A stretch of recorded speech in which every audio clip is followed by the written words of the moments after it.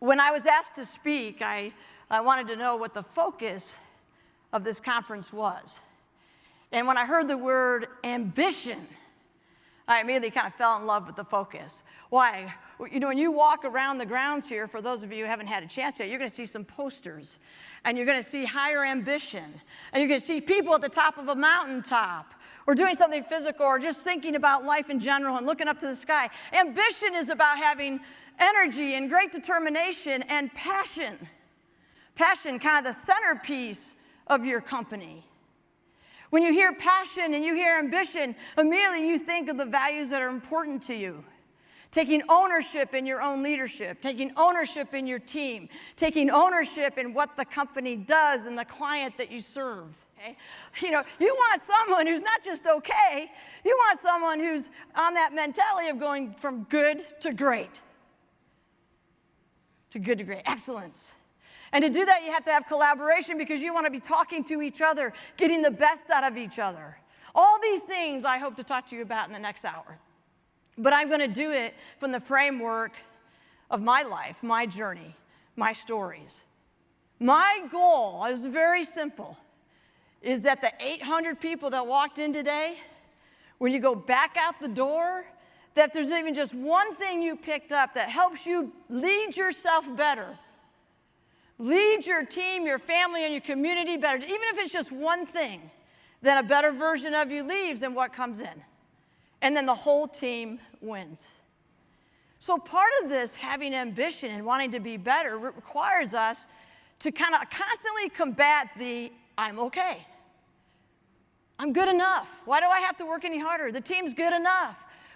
You know, when you look at lots of companies who look at their share prices and things like that, hey, we're doing okay, we're good enough. Jim Collins in his book, Good to Great, says that the enemy of great is good. That if we allow ourselves to say, my marriage is good enough, my community is good enough, my company is good enough, you will never see greatness.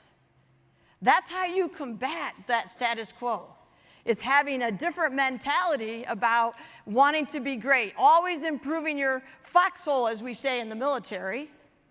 And the only way to do that is to embrace change, because we certainly know that change has occurred, and it's occurring faster and faster and faster with technology. Technology has changed. We have to embrace that change. So I like to show this visual of, we all have vehicles, and most of us have a windshield and a rear view mirror, unless you've got some souped up truck that doesn't need a rear view mirror, but most of us have that.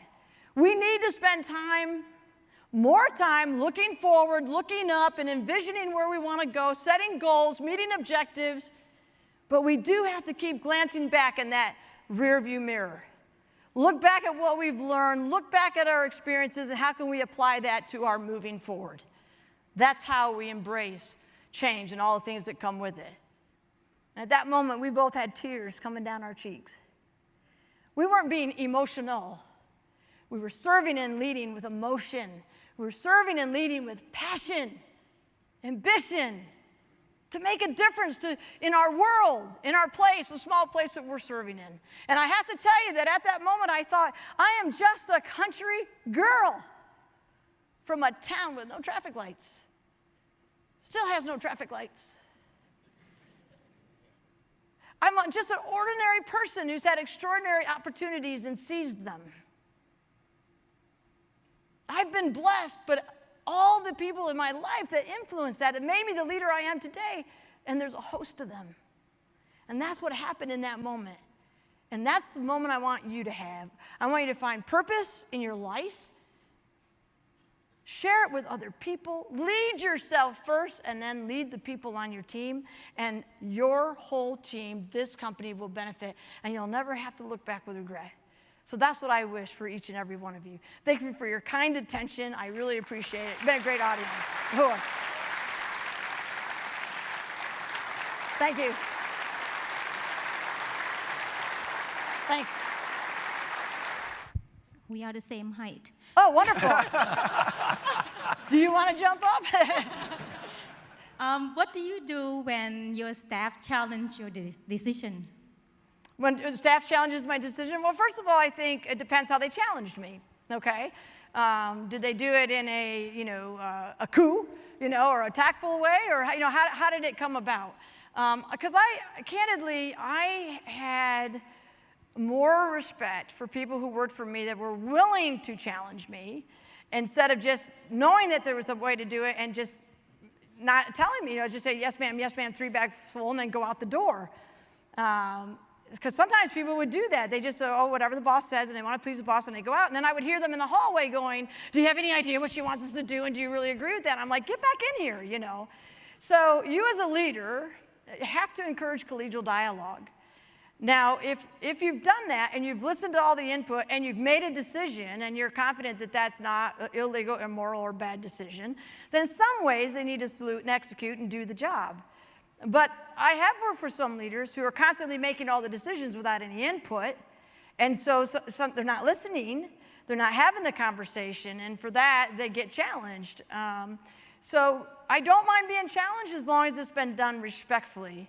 And when it's done respectfully, I actually have a great deal of respect for their intestinal fortitude to come in and say something to me. And this happened quite often in Iraq.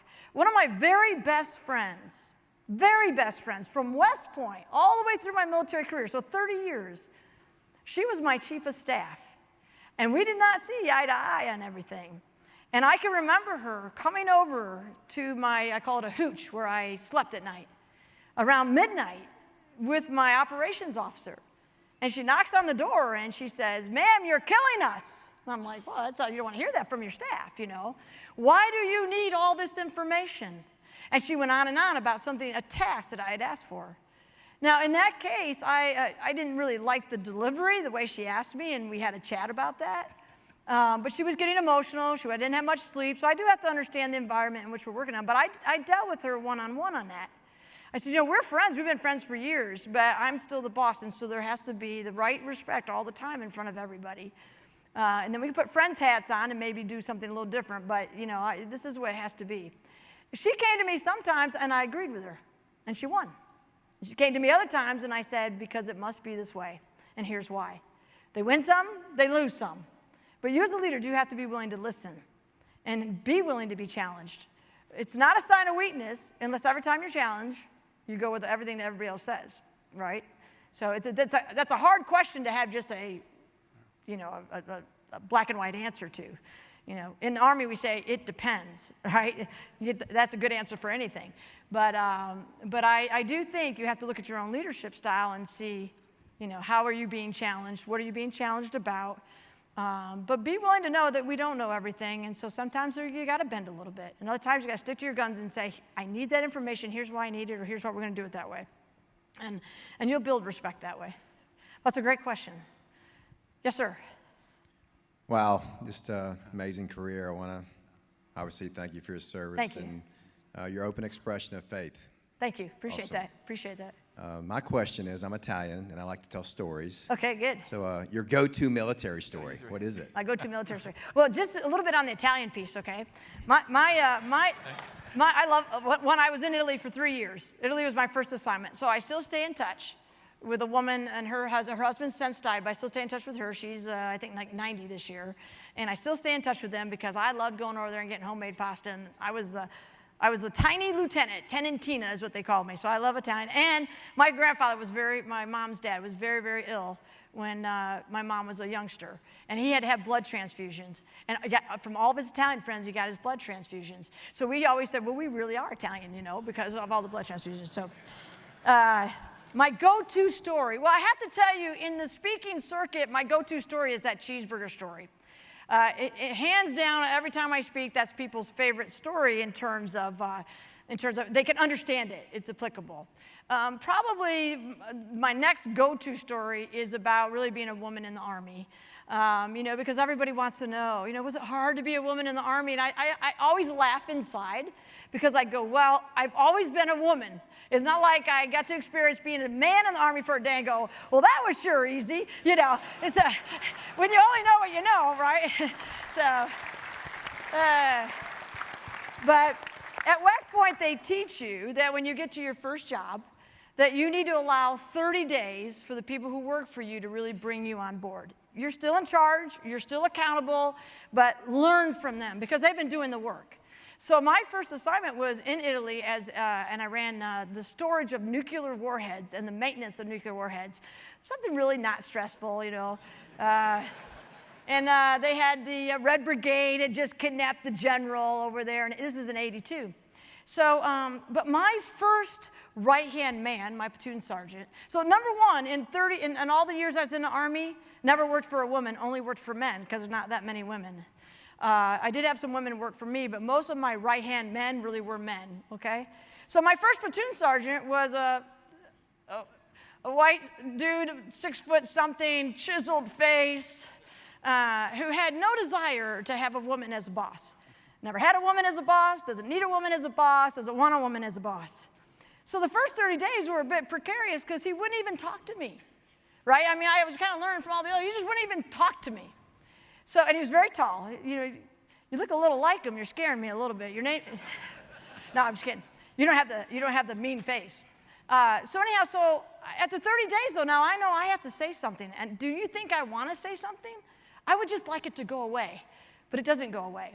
So we had the platoon out in front, and I dismissed them all to go eat breakfast in the mess hall.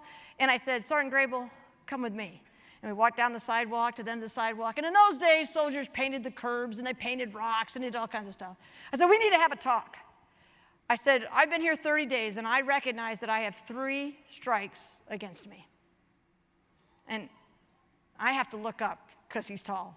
I said, could you look down here? Like, look at me. I have 3 strikes against me. I said, how about you tell me what those 3 strikes are? What do you think they are, Sergeant Grable? He didn't say anything. He hadn't talked to me in 30 days.